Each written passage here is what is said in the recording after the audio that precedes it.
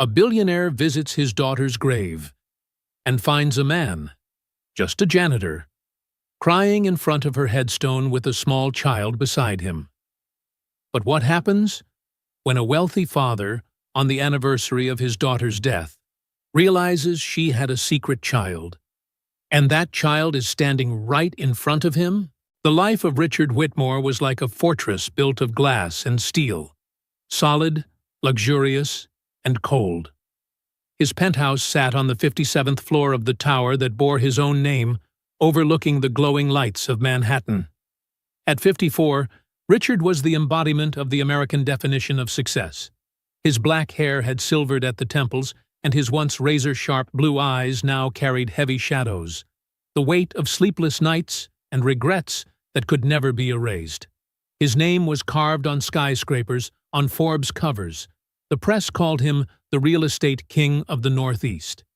But in that lavish apartment, the only thing Richard's heart could hear was the echoing emptiness of his own life. Isabel Marie Whitmore. She died 10 years ago, on a rainy October night. The car lost control and plunged straight into the Hudson River. Isabel was only 24. Richard remembered every detail of that night. He had been in Tokyo, in a meeting for a $200 million acquisition. The phone rang at 2 in the morning. His assistant's trembling voice came through the line. The flight back took 14 hours. By the time he reached the hospital, it was already too late. A cold room, a white sheet covering a small body. Richard pulled the sheet back with trembling hands. Isabel's face looked peaceful, as if asleep, but her skin was frozen to the touch. "My daughter," his voice cracked. "I'm sorry. I'm so sorry for everything." But apologies made too late are just ghosts. When Isabel died, a part of Richard's soul went with her. For the entire 24 short years of her life, Richard had been the kind of father who was always absent. Not because he didn't love his daughter, he did, deeply, in his own way. But that love was always overshadowed by work, by meetings, by deals he kept convincing himself were impossible to skip. He still remembered Isabel's 6th birthday. She had begged him to stay home for her party with friends. But that day, a client flew in from Dubai. Richard chose the meeting. When he returned home at 11 p.m., Isabel had fallen asleep on the sofa, still wearing her pink princess dress. The birthday cake sat untouched on the table, its 6 candles long extinguished. His wife, Catherine, looked at him with cold eyes. "She waited for you until 9, then cried for 2 hours. Richard knelt beside his sleeping daughter, gently brushing her smooth hair. "I'll make it up to you, sweetheart. I promise." But he never fulfilled that promise. There was always another deal, another flight, another reason to be gone. By the time Isabel turned 12, Catherine filed for divorce. "I can't live with a man married to his work," she said. After that, Isabel saw her father less and less. By 18, she barely spoke to him. Richard had another child, Marcus, 6 years older than Isabel. If his relationship with Isabel had grown cold, then his relationship with Marcus was nearly shattered. Marcus once tried to follow in his father's footsteps, studied business, worked at Whitmore Enterprises for 3 years, but he couldn't take it anymore. "All you care about is profit," Marcus had shouted during their final argument 4 years ago. "You don't care about people? You don't care about me? You weren't even there when Isabel needed you the most." "You don't understand the pressure of running an empire," Richard fired back, his voice hoarse with anger and pain. "No!" "You don't understand," Marcus said, tears in his eyes. "You traded your family for skyscrapers, and what do you have now? 2 children who hate you." The words sliced straight into his heart. Marcus walked out that day. Since then, only a few short holiday emails. No calls, no family dinners, just silence. Every year, on October 14th, the day Isabel died, Richard followed a private ritual. He canceled all meetings, turned off his phone, and drove 2 hours to Greenwood Cemetery in Brooklyn. The cemetery, old, quiet, sprawling beneath oak trees, looked more like a park than a burial ground. Isabel's grave was on a small hill, under an ancient oak. Richard chose it because Isabel loved trees. As a child, she used to climb the tall tree in their yard and sit there reading for hours. Her headstone was simple, made of gray granite, engraved with Isabel Marie Whitmore, 1989, 2013, beloved daughter. She painted the world with her dreams. Richard refused any grand memorials. Isabel hated extravagance. She loved simplicity and sincerity, the very qualities Richard had forgotten while she was alive. This was the 10th year, a round milestone, heavier than all the others. That morning, Richard woke before dawn. From 3 a.m., he lay staring at the ceiling as memories of Isabel drifted through his mind like old film reels. Isabel at 3, laughing in his arms. Isabel at 10, proudly showing him her painting. And Isabel at 18, looking at him with sad eyes. At 6, Richard put on a simple black suit, the old one Isabel once said she liked because you look more like a normal dad when you wear it. He carried a single red rose, her favorite. Richard had no idea that today's visit would rewrite the rest of his life. Because on the other side of the hill, beneath that ancient oak tree, stood a man, a janitor with calloused hands, silently visiting Isabel's grave. Beside him, a small child was carefully placing tiny stones on the headstone. Who were they? And why were they crying at his daughter's grave? If you're watching this story, hit subscribe and turn on notifications, because what comes next will keep you glued to the screen.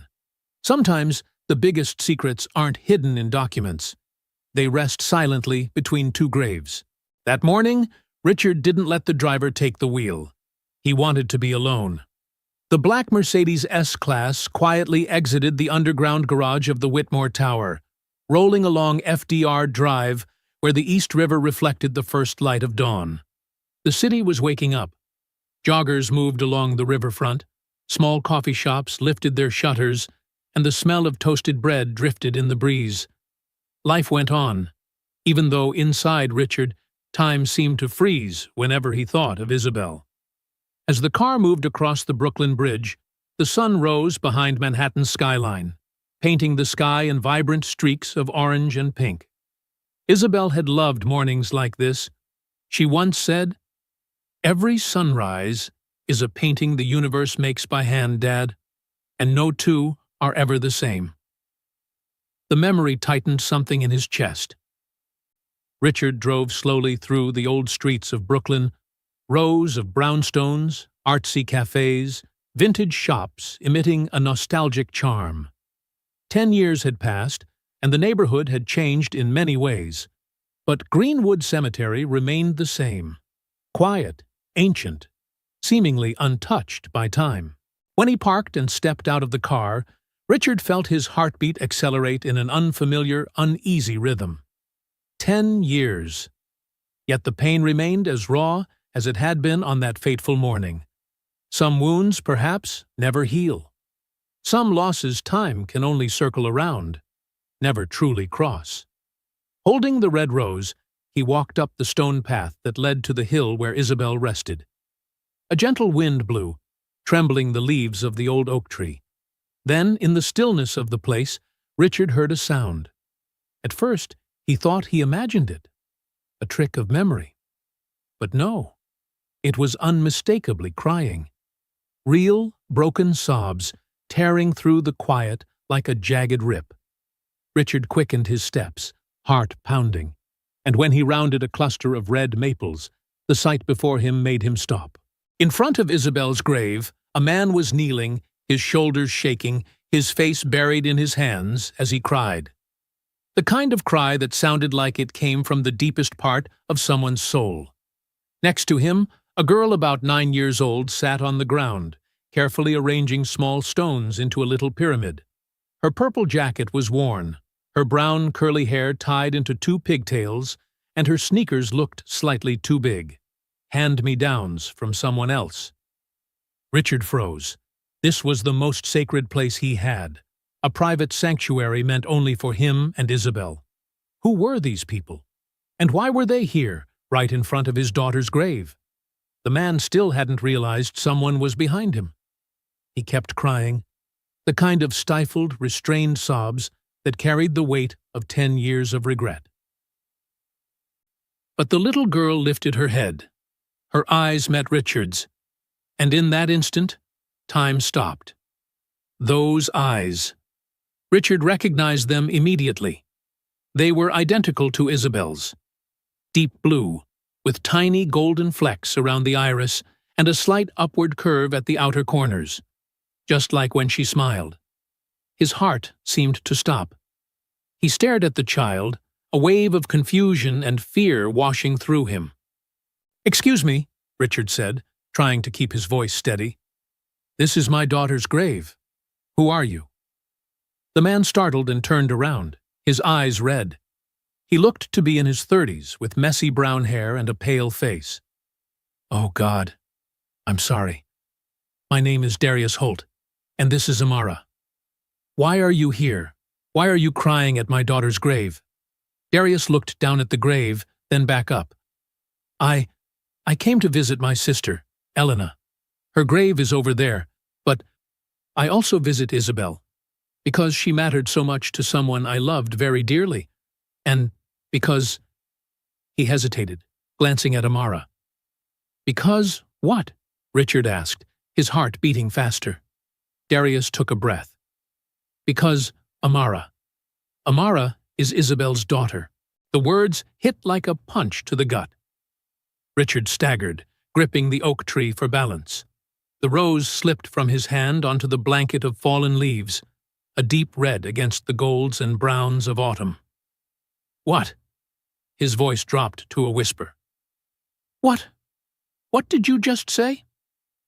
"Amara is Isabel's child," Darius repeated, firmer this time but still full of emotion. "And Adrian Cole's, my best friend."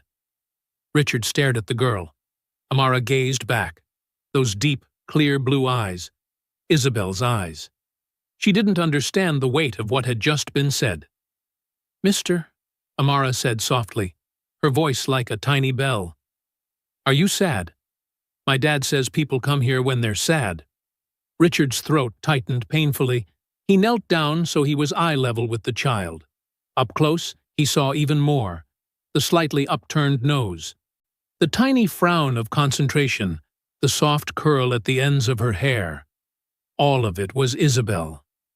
"Hello," he said, voice trembling. "You're Amara, right?" She nodded. "Yes, I'm 9. I'm building pretty stones for Mommy." She pointed to the small pyramid of pebbles she had balanced so carefully. "Your mother," Richard repeated, his throat closing. Darius stepped forward and placed a hand on his daughter's shoulder. "Amara, sweetheart, go over there and find a few more stones, okay?" He gestured to a path farther away. "Daddy needs to talk to this man for a minute." Amara looked between them, then nodded. "Okay, but you have to help me build it later." "I promise, my love." The girl skipped away, her 2 big sneakers clapping against the stone path. Richard watched her go, his heart thundering like a drum. When Amara was far enough, Richard turned back. "Explain," he said, trying to stay calm, though his voice still shook. "Everything. Right now." Darius sat down on the grass, leaning against a nearby headstone. His eyes were still swollen. "Adrian Cole was my best friend from high school," he began. "He met Isabel in an art class at the Brooklyn Community Center about 11 years ago." Richard stood still, trying to piece things together. Isabel took art classes? He didn't know. He had never asked what she liked, what she did. "They fell in love," Darius continued, fast and deeply. "Adrian told me Isabel was the woman he wanted forever. They planned a future, a little house upstate, a couple of kids, a dog, a simple life." His voice faltered. He had to swallow hard. Richard felt his own legs weaken and slowly lowered himself onto the cold ground, not caring about the expensive suit. "Why didn't I know?" he asked faintly. "Why didn't Isabel tell me?" Darius looked at him, and in his eyes was a blend of sympathy and reproach. Because she was scared. Scared you wouldn't approve. Adrian wasn't wealthy. He was a carpenter, lived in Bed-Stuy. Isabel said her father always had big plans for her. You wanted her to marry someone from your world, someone who could expand the Whitmore empire. "No," Richard protested, but even he heard the hollowness in his voice. He had had expectations. He had tried to shape her path without asking what she wanted. "And there was one more reason," Darius said quietly. "She said you were never there. She tried reaching out, many times, but you were always busy. Meetings, deals, business trips. Eventually, she stopped trying." Each word was another stone thrown at his chest, and he had no defense. He had been absent. He had buried himself in work. He had missed his daughter's entire life. "Tell me about them," Richard said, voice breaking. "About Adrian and Isabel. I need to know." Darius looked toward Amara, who was gathering stones in the distance. A sad smile tugged at his lips. "They were beautiful together," he said. "Adrian made Isabel laugh, the kind of laugh that comes from deep in the chest. They spent hours in his woodshop. Adrian carving and sanding, Isabel sketching, soft music playing, talking about everything." Richard pictured that. His daughter peaceful, happy, living a life he had never imagined for her. "Did he propose?" Richard asked. "He did," Darius nodded. "One summer evening on the Brooklyn Bridge. No flashy diamond, just a silver ring Adrian made himself, with a blue stone, Isabel's favorite color. She said yes, immediately."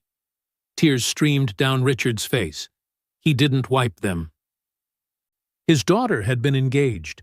She had mapped out a life, and he had known nothing. "And Amara?" he whispered. "Isabel got pregnant and gave birth 2 months before the accident," Darius said. "They were over the moon. They found a bigger apartment. Adrian took extra shifts. Isabel painted murals for the baby's room. Animals, forests, starry skies."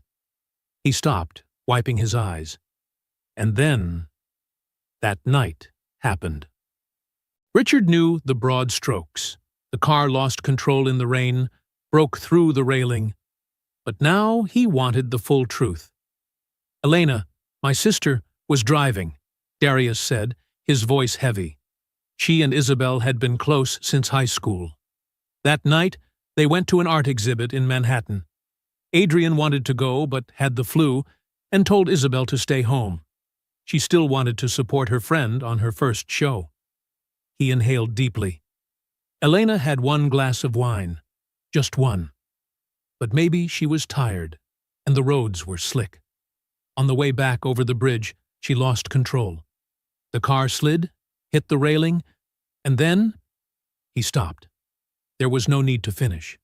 Richard already knew the rest. People had told him they died instantly, which is kinder. As if that were comfort. "How did Adrian survive?" Richard asked softly. "He didn't," Darius said bitterly. "Not really. His body kept going. But his soul died with Isabel that night." "In the first weeks, Adrian couldn't get out of bed," Darius continued. "I stayed with him, made sure he ate, made sure he didn't do something reckless. He cried nonstop, kept blaming himself. If only I'd been there. If only I'd stopped her. It's my fault." Then, for Amara's sake, he forced himself to keep living. "Adrian was the most devoted father I've ever seen," Darius said. "He learned how to bottle feed, change diapers, rock her to sleep. He turned his wood shop into a tiny warm home. He worked nights after Amara fell asleep, so he could spend the daytime with her." Richard listened, heart aching. Adrian, a man he had never met, had done everything he, Richard, had failed to do for his own children. Adrian had been present. He had loved. He had sacrificed. Adrian raised Amara for 3 years, Darius said, voice weighted. 3 beautiful, difficult years. He loved her with everything he had. But the grief of losing Isabel never left him. It was always there, like a shadow. Then one day, when Amara had just turned 3, Adrian had an accident at a construction site. A wooden beam fell from above and struck his head. He died instantly. I was Adrian's designated guardian, Darius said.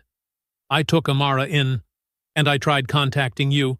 3 calls to your office after Adrian died. 3 messages. You never called back. Richard shuddered. I didn't know. God, I truly didn't know. Darius pulled an old envelope from his pocket. Adrian kept this letter. Isabel wrote it to a friend, but never got to send it. Richard opened it with trembling fingers. The delicate handwriting, unmistakably Isabel's. Dear Sarah, I'm pregnant. Adrian and I are having a baby. I'm both happy and terrified.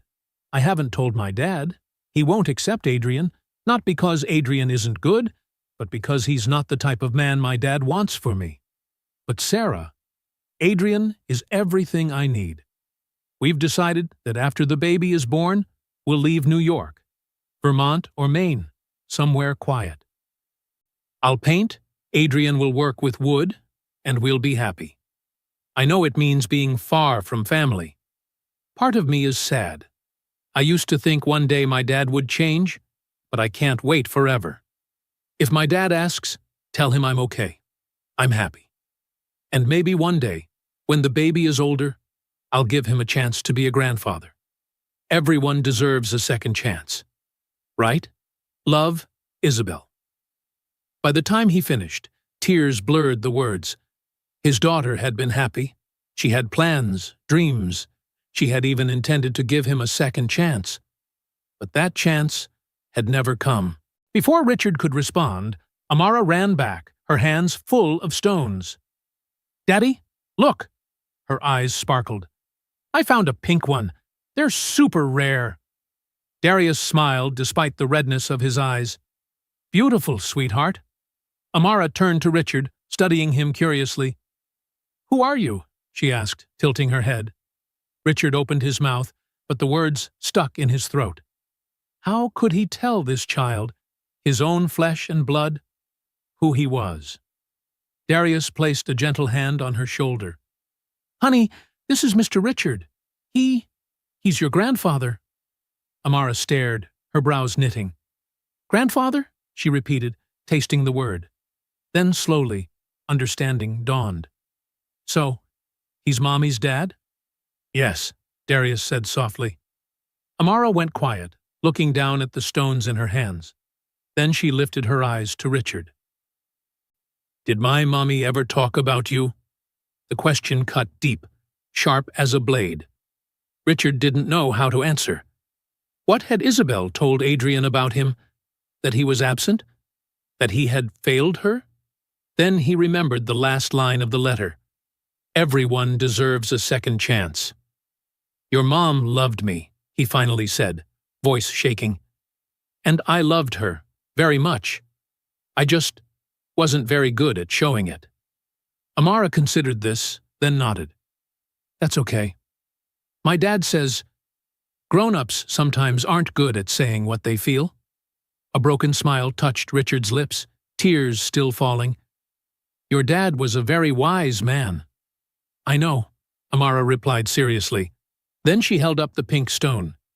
Do you want to help me build? Richard looked at the stone, then at the small face before him.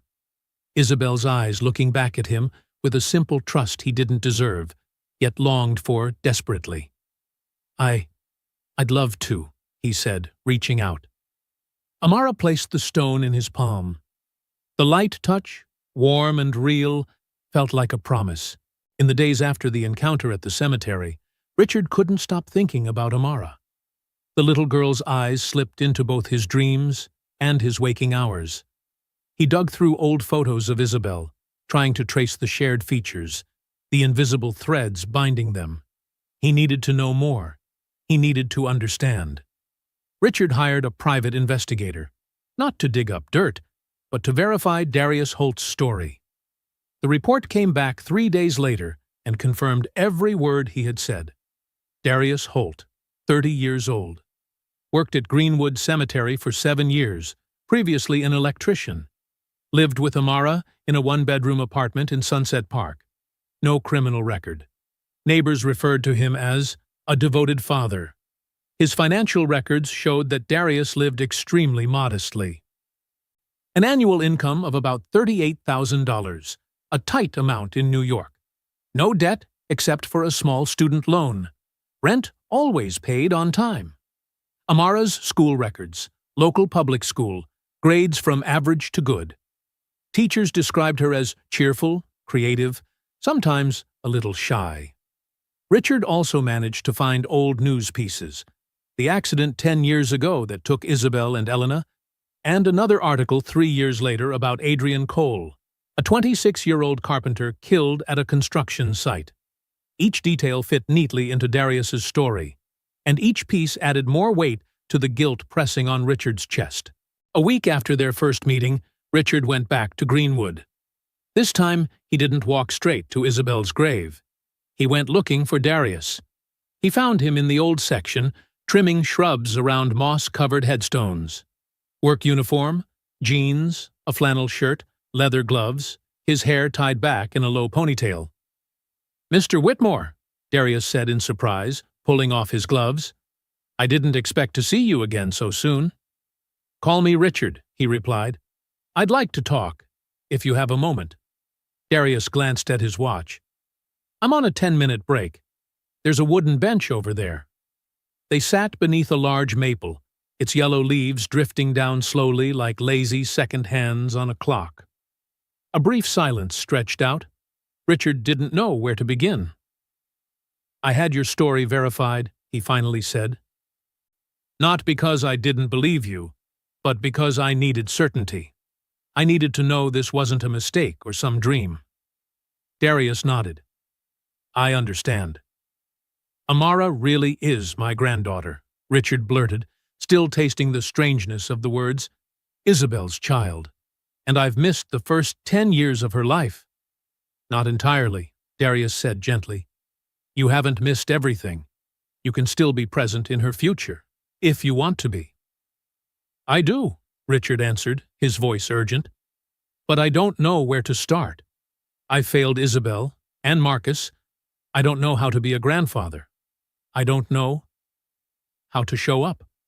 Darius looked at him, and in his brown eyes there was no judgment, only understanding. "The first step is to admit that," he said. "You just did. Step 2, decide you'll do things differently. Step 3, keep showing up, over and over again." "I want to see Amara again," Richard said. "Properly. Not at the cemetery, but somewhere she feels comfortable. Would you agree to that?" Darius considered this. "I have to think about what's best for Amara. She's been through a lot already. Lost her mother before she was born, lost her father at 3. I don't want her hurt again." "I understand," Richard nodded. "I won't pressure you. I only ask that you consider it. I want to know her. I want to be part of her life, if she'll let me." Darius was quiet for a long moment, then said, "I'll talk to Amara. I'll see how she feels. If she wants to meet, we'll arrange it, on her terms and at her pace." "Thank you," Richard exhaled. "That's all I can ask for." 3 days later, Richard's phone rang from an unfamiliar number. "I talked to Amara," Darius's voice came through. "She's curious about you. She asked what you look like, what you do, and why you're only showing up now. I tried to explain honestly, but gently." "What did she say?" Richard asked, heart pounding. "She wants to meet," Darius replied, "but she chose the park. Open space makes her feel safe." "Which park?" "Prospect Park. It's where we usually go. Near Long Meadow, there's a playground Amara loves. Saturday, 10 a.m. Does that work?" I'll be there, Richard said. On Saturday morning, Richard woke up wrapped in a mix of nerves and fear. He chose jeans and a sweater, trying to look as normal as possible, and drove himself to Brooklyn. Prospect Park on a bright autumn morning was blazing with color. Trees exploding in orange, yellow, and red. Children racing across the grass. Runners and cyclists filling the winding paths. A world made of simple joys, and one that felt strangely foreign to Richard. He found the playground, swings, slides, tangled climbing frames filled with laughter. Near one of the swings stood Darius and Amara. Amara wore an orange jacket and purple leggings. Her hair was tied up high. She was on the swing, legs carving arcs through the air, her face glowing. "Richard," Darius waved. Amara saw him and dragged her feet against the ground to slow down. Richard walked over, his heart thudding. "Hi, Amara," he said, trying to keep his voice light. "Do you remember me?" Amara nodded seriously. "Yes, you're my grandpa." "That's right," Richard said, kneeling to be level with her.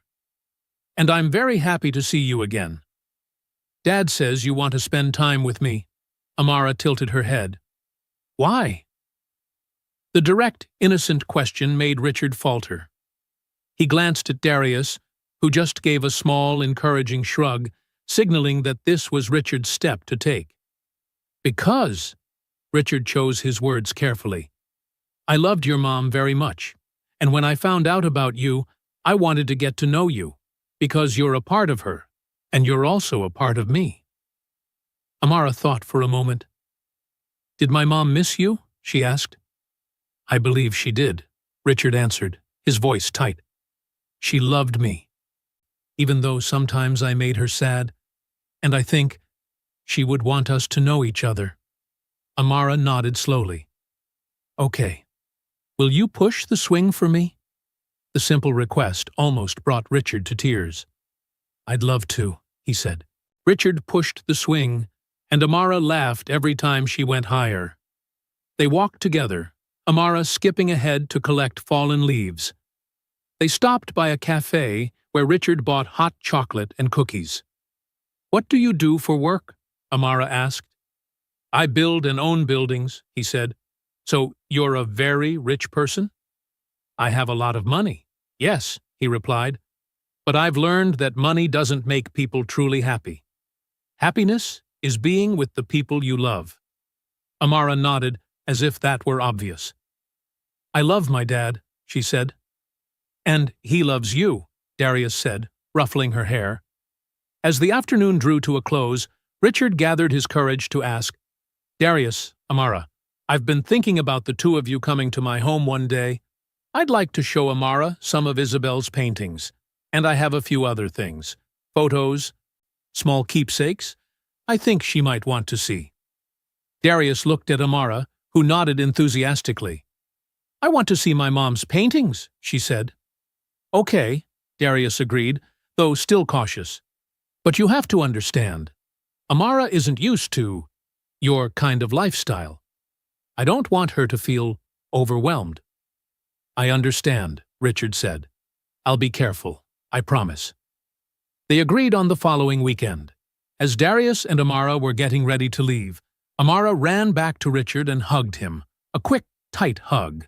But to him, it meant everything. "Bye, Grandpa Richard," she said, then sprinted off after Darius.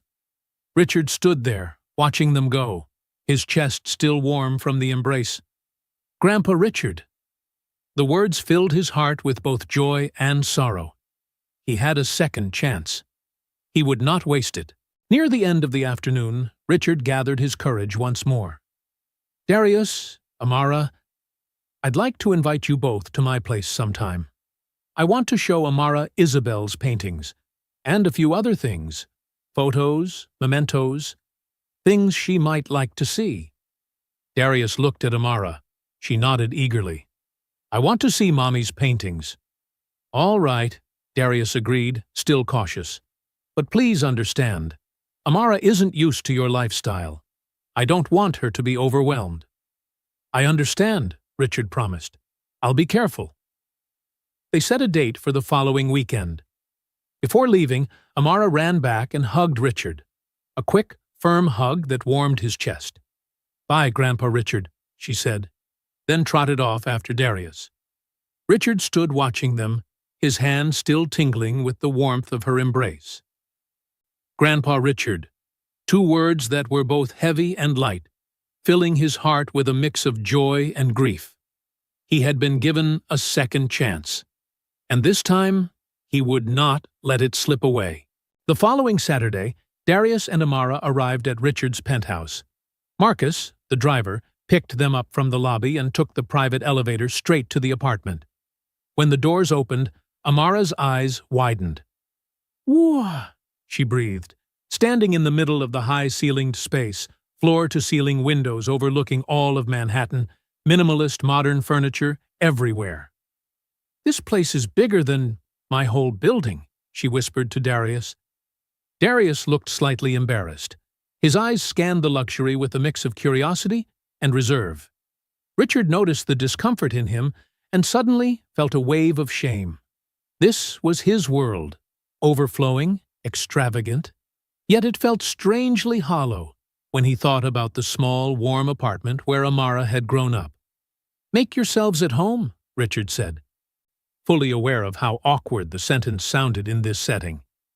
Richard led them to his study, where Isabel's paintings hung on the walls. One watercolor, a lake nestled between rolling hills, sunset brushed in orange-pink-purple. "This was painted by your mom," he said softly. "My mom painted that?" Amara's eyes widened. "Yes, she painted it when she was 19. She dreamed of living near a lake like that." There was a pencil sketch, a sleeping baby. In the margin, "For my child, one day." Amara froze. "Is that me?" Richard knelt beside her. "I believe it is. Your mom dreamed about you." "My mom dreamed about me," Amara whispered, gently touching the glass. Richard brought out a large box, photos, letters, and keepsakes from Isabel. Amara sat cross-legged on the rug, Darius beside her. She lifted each item with care. Pictures of Isabel as a little girl, her teenage journals, a tiny lion pendant. "These belong to your mom. I want you to have them," Richard said. Amara held it delicately. Darius helped her put it on. She touched the small pendant, wearing a soft, bittersweet smile. While Amara examined the keepsakes, Darius walked toward the window, looking down at the city. Richard joined him. "I never thought I'd ever stand in a place like this," Darius said quietly, not envious, not impressed, just stating a fact. "Feels like another world." "It is another world," Richard admitted, "and for a long time, it was the only world I knew. But in the end, it's empty. All of this," he gestured around the luxurious apartment, "means nothing if there's no one to share it with." Darius turned to him. "So why change now, after all these years?" "Because meeting Amara showed me what I've really lost. Not just Isabel, but the chance to have a real family. I don't want to waste any more time." "Amara deserves better than a grandfather who shows up because he feels guilty," Darius said bluntly. "You're right," Richard replied without hesitation. "But it's not just guilt. It's love. I loved my daughter. I just didn't know how to show it. And I loved Amara the moment I saw her eyes, because she's part of Isabel, and because she deserves to know she has family." Darius considered him for a long moment. "It won't be easy. Trust takes time. And Amara, I've kept her away from this world for a reason. I don't want money and privilege to spoil her." "I don't want that either," Richard said. "I just want to be present." Darius nodded slowly. "Fine, but on my terms. We take it slow. And if at any point I feel this isn't good for Amara, we stop. Agreed?" "Agreed," Richard answered immediately. From that day on, Richard visited Brooklyn every weekend, sometimes at the park, sometimes at Darius's small apartment, He brought small, thoughtful gifts. A quality watercolor set when he learned Amara loved painting. A book about constellations when she mentioned she liked looking at the night sky. A soft wool scarf when the wind turned cold. He learned to listen, truly listen, when Amara talked about school, friends, and dreams. He sat on the floor building Lego towers, drew pictures with her, or watched her favorite animated movies. One afternoon, Amara asked, "Did you know things about my mom when she was little?" Richard told her, when Isabel was 6, she painted butterflies and flowers all over her bedroom wall. "I was furious," he said, and she just laughed and said, "Dad, now you have free art." Amara burst into giggles, her eyes sparkling. "My mom sounds fun." "She was," Richard smiled sadly. "I just wish I'd spent more time seeing that." Not everything was easy. Some days, Amara asked questions that left Richard speechless. "Why didn't you come to my mom when she was still alive?" Richard was silent for a long time. In the kitchen, Darius froze mid-motion, but didn't step in. "I was wrong," Richard finally said. "I thought work was more important than family. I thought money and success would make me happy. By the time I realized the truth, your mom was gone." "Were you sad?" "Every day," Richard admitted, "but being with you makes me feel closer to her. You have her smile, her curiosity, her gentle heart." Amara thought about it, then climbed onto the sofa and leaned her head on his shoulder. "You can be sad, but you're not alone, because now you have me." The simple, innocent words unlocked something inside Richard. He held the girl close and let the tears fall. Richard gradually learned the rhythm of Darius and Amara's life. Difficult, but warm. He saw Darius juggling bills, taking weekend shifts so Amara could have warm clothes and full meals. Simple dinners, pasta, soup, sandwiches, always with Amara eating first. One evening, Richard brought over an expensive Italian takeout meal. The look on Darius's face, grateful yet tense, told Richard he'd misstepped. "I'm sorry," Richard said quickly. "I just wanted to contribute dinner." "I know your intention is good," Darius sighed. "But we don't need charity. We're okay. Not much, but we have each other." "I don't see it as charity," Richard replied. "I see it as sharing dinner, as family. But next time, I'll ask first." Darius looked at him for a long moment, then nodded. "Thank you." They had dinner together, fancy Italian dishes on old Formica plates. The air warmed gradually. Amara chattered about school, her painting, and the cat she wanted, but their building didn't allow. It was these everyday slices of life that made Richard realize just how much he had missed. As the cold wind rolled in, Richard invited Amara to learn ice skating at the outdoor rink in Prospect Park. "I've never skated before." Amara's eyes lit up. Richard, who'd learned as a child at private rinks, found himself in an unfamiliar role, the teacher. He held her hand, guiding her step by step. "Bend your knees a little," he instructed. "Push out with your foot. Yes, just like that." Amara fell repeatedly, laughing every time she got up. Darius stumbled even more, making Amara laugh so hard her face turned red. "Dad looks like a penguin," she squealed. By the end of the session, Amara could skate on her own, and Darius no longer clung to the rail. The three of them warmed their hands at the hot chocolate stand, cheeks flushed from cold and excitement. "Today is the best day ever," Amara cheered, slurping the last bit of syrup. Richard looked at her, heart full. Family was built from moments like this, not money or gifts, but time and presence. One night, after Amara had gone to bed, Darius made tea.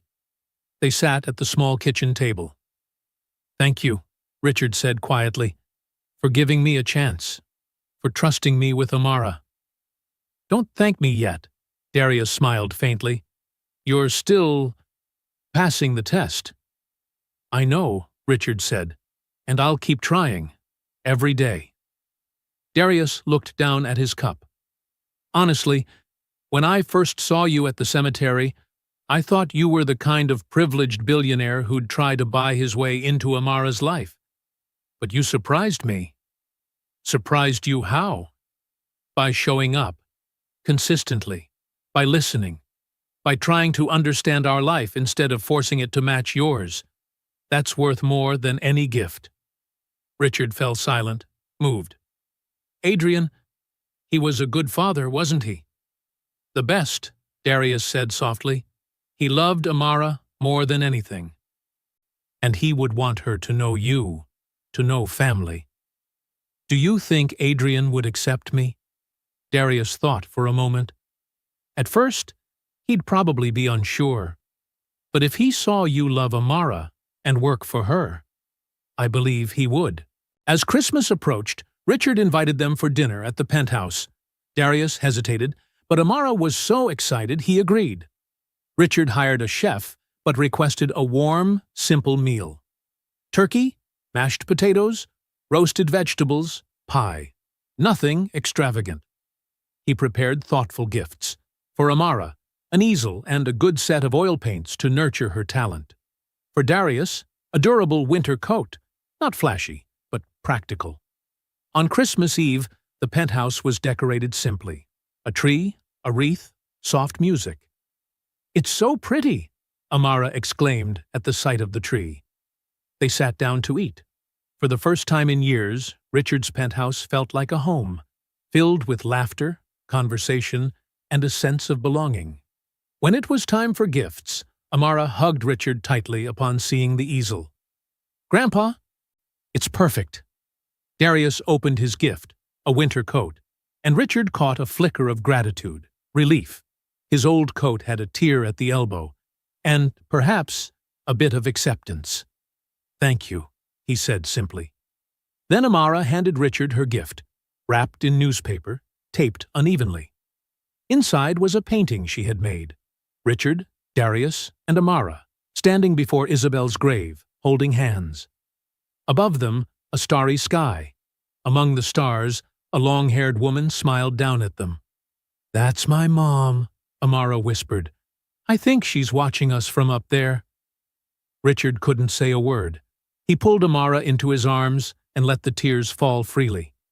"Thank you," he whispered. "This is the most beautiful gift I've ever received." As his bond with Amara deepened, Richard realized he could no longer avoid Marcus. 4 years of silence. The gap between father and son had become a canyon almost impossible to bridge. But Amara deserved to know her family fully, and Marcus deserved to know about her. One evening, Richard picked up the phone, his hand slightly shaking. "Marcus, it's Dad." A long pause. "I know. Your name shows up on the screen. Can you talk?" "About what?" "About family, about Isabel, and about your niece." "What?" They arranged to meet the next morning at a quiet cafe in the West Village, somewhere neutral, far from both Richard's penthouse and Marcus's architecture studio in Tribeca. Richard arrived early, his stomach twisted with nerves. When Marcus walked in, he almost didn't recognize his son. 36 now, more grounded, with a touch of gray at his temples. Simple sweater, jeans, a messenger bag slung across his chest. The look of a successful architect who had nothing to prove. "Marcus," Richard stood, hesitating between a hug or a handshake. In the end, he chose to simply stand there. "Dad," Marcus gave a small nod and sat down. "You look older." "Time doesn't stand still," Richard tried to joke. Strained, the server took their orders. 2 hot coffees arrived. Heavy silence settled. "So," Marcus began, "you said niece?" Richard took a deep breath and told him everything. The encounter at the cemetery, Darius, Amara. That Isabel had a daughter the family never knew about. Marcus listened, his face nearly expressionless. When Richard finished, he stayed silent for a long time. "Isabel had a little girl?" he finally said, his voice trembling. "How long have you known about this?" 2 months. And you're telling me only now? There was a low, simmering anger under his words. I'm sorry. I needed time to understand, to start building a connection with her. I was afraid I'd ruin everything from the start. Ruin it how? Marcus let out a bitter half-laugh. Oh, right. The same way you always do.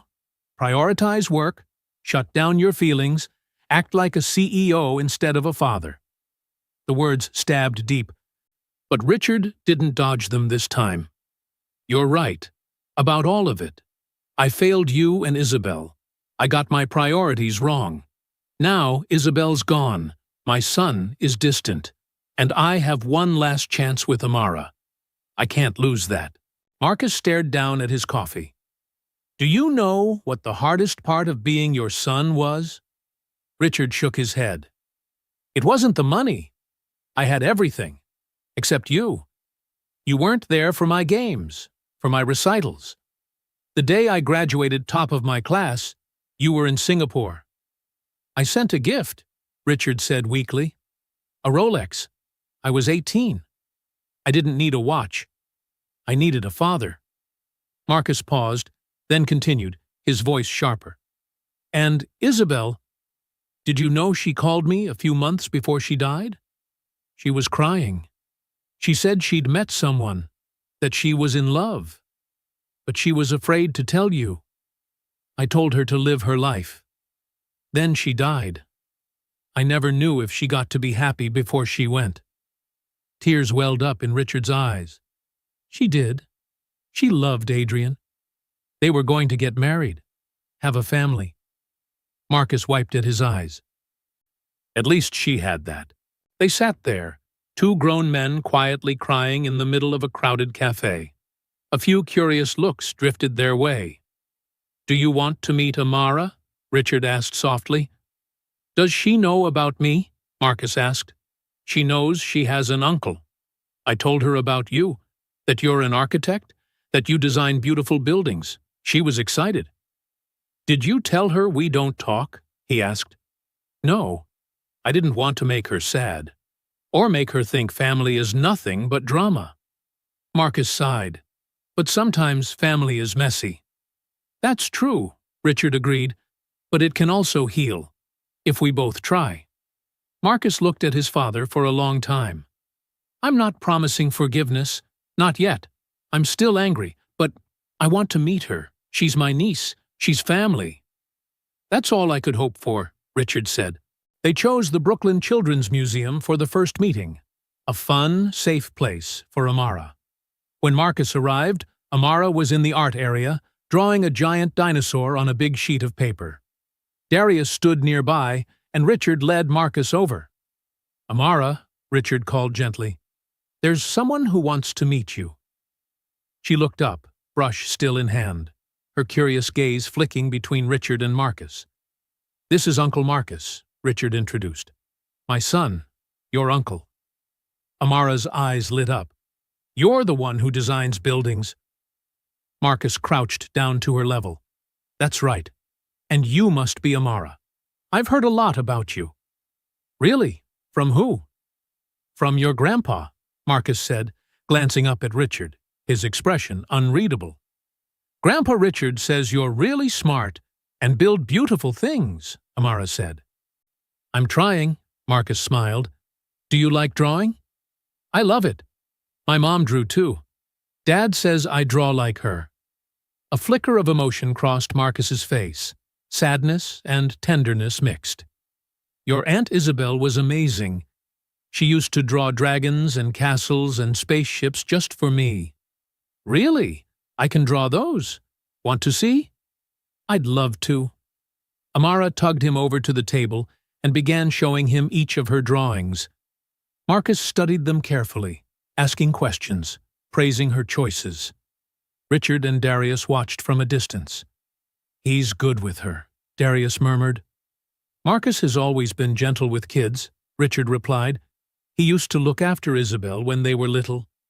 He'll be a good father, someday. Does he have a family? Darius asked. No. He was engaged once, but called it off. He's afraid of repeating my mistakes, putting work before family. After leaving the museum, the group stopped at a local pizza place.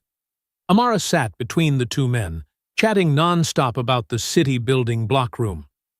I built a skyscraper. Not as tall as Grandpa's building, but it was pretty good. I'm sure it was, Marcus laughed. When it was time to say goodbye, Amara hugged Marcus. Will you come again? She asked. Marcus looked at her, then at Richard. Yes, I'll come again, he said. Darius walked Amara ahead. Marcus stayed back with Richard on the sidewalk, the cold wind slipping under their collars. She's special, Marcus said. Yeah, Richard nodded. And you're really trying, Marcus continued. With her. I can see that. All I want is not to repeat my mistakes with you and Isabel. That doesn't erase the past, Marcus said slowly. But it's a start. That's all I'm hoping for, Richard replied. Marcus nodded. I'll call you. Maybe we can have dinner. Just the two of us. Talk more. I'd like that, Richard said, hope warming his voice. Marcus turned to go, then stopped without looking back. Dad, I'm not promising things will be okay right away, but I want to try. Thank you, Richard whispered. As time passed, Richard began to notice the cracks in Darius's life. A constant weariness clung to him, with premature streaks of gray in his hair, despite being only in his early 30s. Sometimes, right in the middle of a conversation, Darius stepped into the hallway to take phone calls, his voice restrained, as if he were trying to hold something together. One afternoon, when Richard stopped by the apartment, he found Darius sitting at the kitchen table surrounded by a jumble of bills. Amara was still at school. Darius, Richard called gently, even though the door had been left open. Are you okay? Darius looked up, eyes reddened. I truly don't know what else I can do, he said, voice breaking. Do about what? Everything. He gestured toward the pile of papers. Rent went up. Amara needs new shoes. She grows so fast. The heater broke. The landlord told me to fix it myself. And the cemetery cut winter hours because of budget issues. Richard sat beside him, scanning the numbers. The total wasn't massive by his standards, around $3,000, but with Darius's income, it might as well have been a brick wall. Let me help, Richard said. No. Darius answered instantly. I don't want charity. It's not charity, Richard said softly. It's family helping family. Amara is my granddaughter. You've carried everything alone for 9 years. Let me carry part of it. I don't want to owe you. Then treat it as a loan. Pay me back when things settle. But right now, don't let these bills suffocate you. Darius stared at him for a long time, pride and practicality pulling at him in opposite directions. I'll think about it, he said. Richard didn't wait for the answer. A few days later, he quietly took action. He asked his lawyer to prepay 6 months of rent, anonymously. The heater issue was handled through a building maintenance program, also anonymously. Then he did something else. He called the Greenwood Cemetery manager, an old acquaintance from the real estate world. Richard didn't ask for special treatment. He simply inquired whether there were any stable positions with better pay that matched Darius's skills. The manager, who already valued Darius, agreed to offer an interview for a maintenance coordinator position, a hybrid administrative field role with an $8,000 annual raise. When Darius received the interview invitation, he immediately sought out Richard, suspicion in his eyes. Did you have anything to do with this? He asked. I told the manager you're reliable, Richard replied honestly. The decision is theirs. You still have to interview properly. Why are you doing this? Because Amara needs a stable home. And because you deserve not to worry about rent every month. And because we're friends now, Darius. Friends help each other. The doubt in Darius's eyes softened. If I get this job, it's because I deserve it. Not because of your money." "That's exactly what I'm hoping for." A week later, Darius got the job, on the strength of his experience and his calm competence. Not everything went smoothly.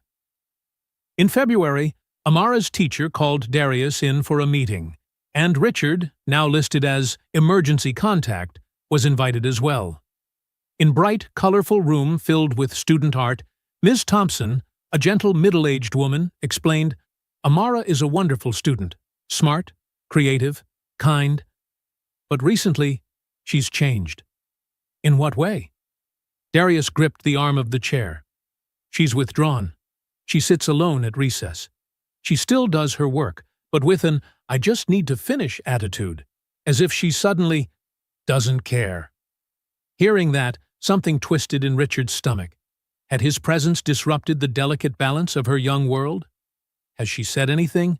Darius asked. "When I ask, she says, 'I'm fine.' But my instincts say otherwise." That evening, the three of them sat together in the small kitchen. Dinner a bowl of mac and cheese, Amara's favorite, cooked by Darius. "Sweetheart," Darius began gently, "your grandpa and I met with Ms. Thompson today." Amara looked down at her plate. "I know." "She said you've been sad," Richard said, "and we want to help.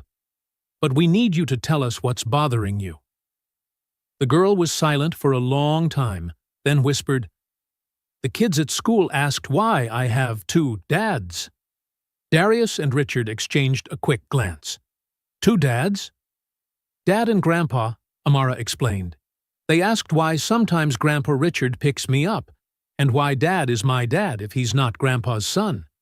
And I didn't know what to say." Richard's heart sank. In his effort to be part of her life, he hadn't considered how complicated this might feel to her. "What did you tell your friends?" Darius asked gently. "I told them the truth.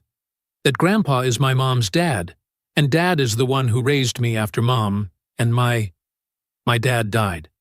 But they asked more questions, so many, and I felt weird." She sniffled. "I just want to be normal," she whispered. "I want a mom and a dad like everyone else. I want things not to be so complicated." Richard felt heat in his eyes. "I'm sorry.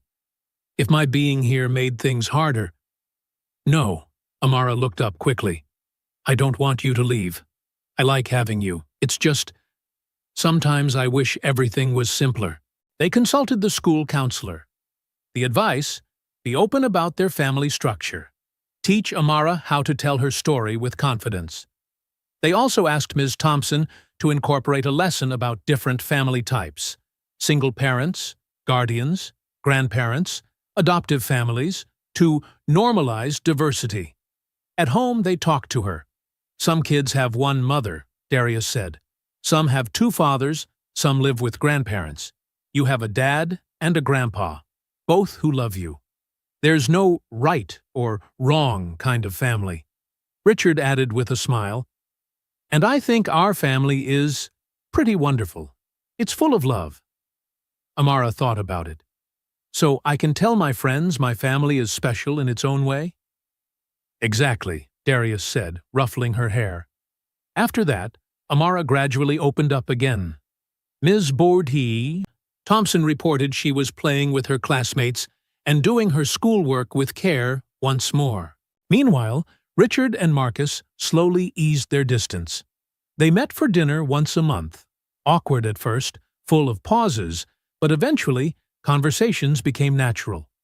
Marcus talked about his work, projects not flashy but full of soul and community. For the first time in years, Richard listened without interrupting. "I always wanted to do this," Marcus said over one dinner. "Create spaces people actually live in, not just occupy."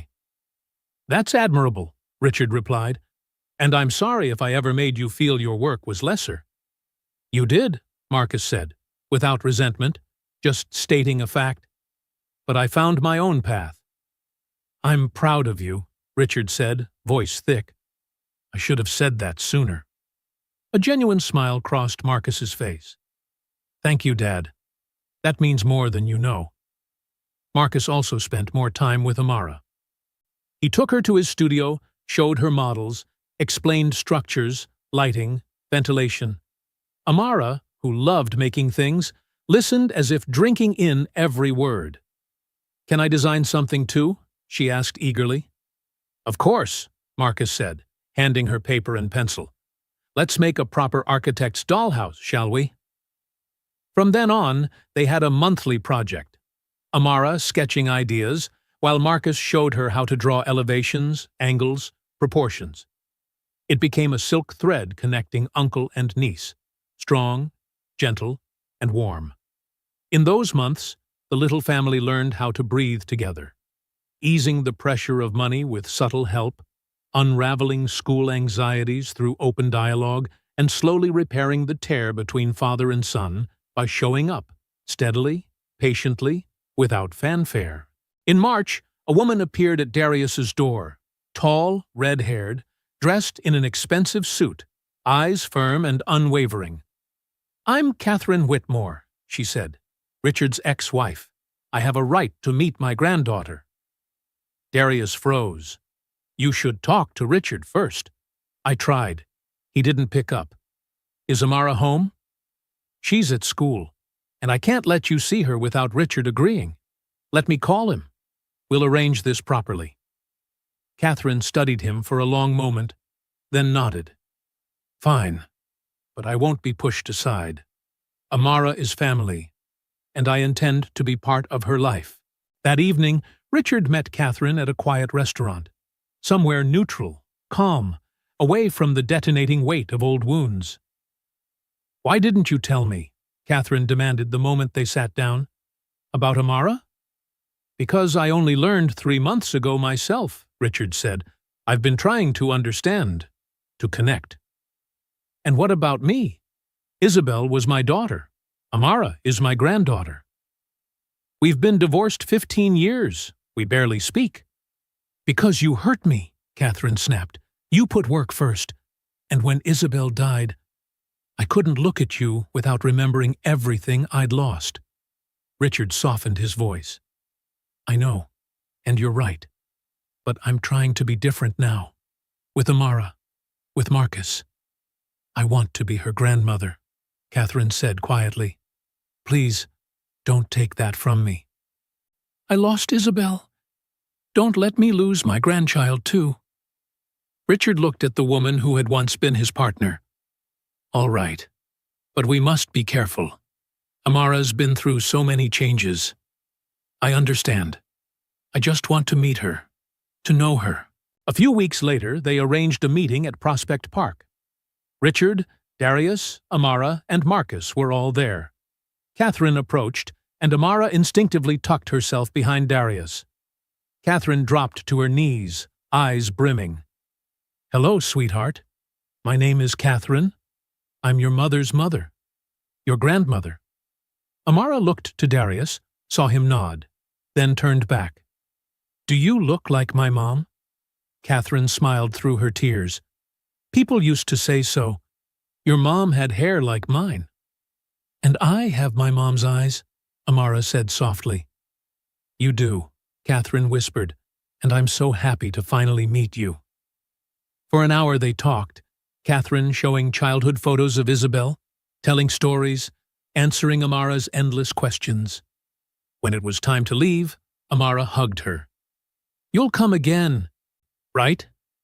"I promise." Catherine's arrival added another complex layer to the family dynamic.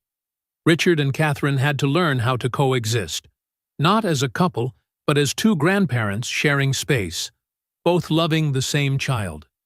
It wasn't always easy. There were disagreements about boundaries, about gifts — Catherine tended to go overboard — about scheduling. But both of them were committed to doing what was best for Amara, and that commitment guided them through the friction. Marcus, for his part, was glad to have his mother back in his life. The two met regularly, tending to old wounds and filling in the quiet spaces that had long existed between them. "I'm really glad she's here," Marcus told Richard one evening. "The little one deserves to know both her grandparents." "You're right," Richard said. "And I'm sorry I didn't think about that sooner." In this new rhythm, their family, held together by old fractures and new threads, continued moving forward, slowly, carefully, but steadily. And at the center of them all stood Amara, supported by hands that had once been clumsy, but were now learning how to hold each other properly. October came again, 11 years since Isabel's passing. But this year, Richard didn't go to Greenwood alone. The whole family came with him. Richard, Marcus, Catherine, Darius, and little Amara. They walked together, not perfect, but united, to honor Isabel. The day was warm, sunlight spilling gold across the headstone. Each brought a gift. Richard, a red rose, as he had for the past 10 years. Marcus, a handwritten letter filled with words he had never said aloud. Catherine, the scarf Isabel once loved. Darius, a photo of Isabel and Adrian laughing together. Amara, a drawing of their family beneath an oak tree, hands intertwined. Above them, she drew a woman with long hair smiling down. "This is my mom," she said. "She's always watching us." They stood in silence, a circle imperfect, but full of love. Richard read Isabel's favorite poem. Marcus shared memories. Catherine cried quietly, taking Richard's hand, for the first time in over a decade. Darius bowed his head. "Isabel," he said softly, "you brought light into Adrian's life. And through Amara, that light continues. Thank you." Amara's small voice followed. "Mom, I don't remember you, but I hear so many beautiful stories. I know you love me, because I feel it every day." After the memorial, they drove to the small lake house in upstate New York, the one Richard had purchased. "I bought this place for us," he said, "a home where family can gather, where Amara can grow up around nature, where we can make new memories." Amara ran to the deck, eyes wide. "It looks just like the picture my mom drew." Richard smiled. "Exactly. That was the idea." They explored the house, a bedroom for Amara, painted a soft lavender overlooking the water, a room for Darius, rooms for Marcus and Catherine, and a sunlit studio where Amara could draw just like her mother. "It's beautiful," Marcus whispered as he stood on the dock.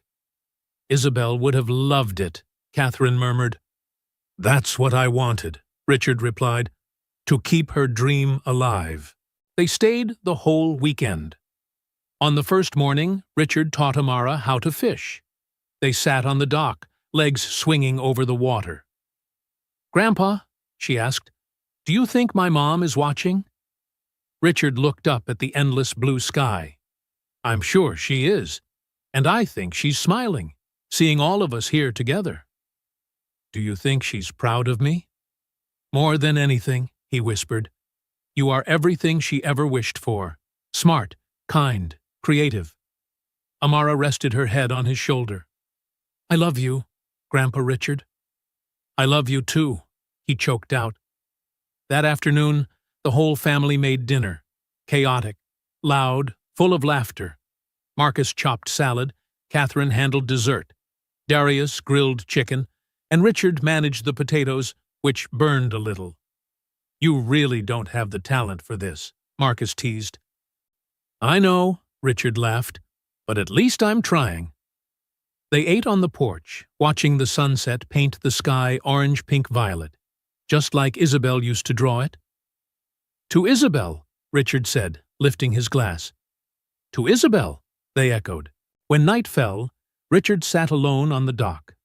The lake lay still, reflecting 1,000 stars. Darius appeared with 2 steaming cups of tea. "I figured you might need this." They sat in comfortable silence. "Amara's happy," Darius finally said. "She has a family now, a home.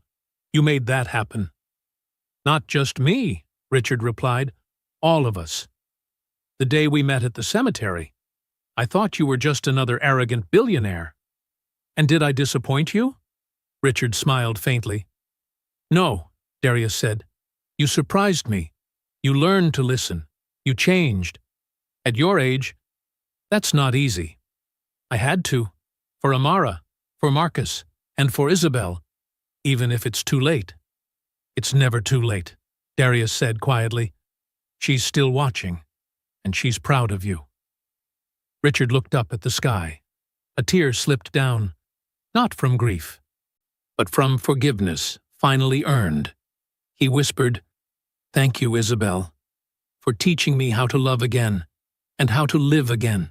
As the stars blazed above, Richard Whitmore finally understood. It's never too late to change, never too late to love, never too late to come home, to family, to your heart, to yourself. Family isn't defined by perfection, but by choosing love even when it hurts. Not by avoiding mistakes, but by the courage to stand up each day and try to do better. Those we love, even when they're gone, never truly disappear. They live in our memories, in the goodness they left behind, in the warmth that travels through generations. Isabel once dreamed of a lake house filled with laughter, of a family bound by tenderness, of a life woven with art and joy. She didn't live to see it, but her dream came true. In Amara, the girl with her eyes. In Richard, the father who once lost his way, now finding the road home. In their family, imperfect, but whole. Richard, who once held everything yet felt he had nothing, finally found the one thing that mattered. A family, a purpose, a place to call home. If this story touched your heart, don't forget to hit like, subscribe to the channel, and share the video to spread messages of love, forgiveness, and family. See you in the next story, where every wound can become the beginning of something more beautiful.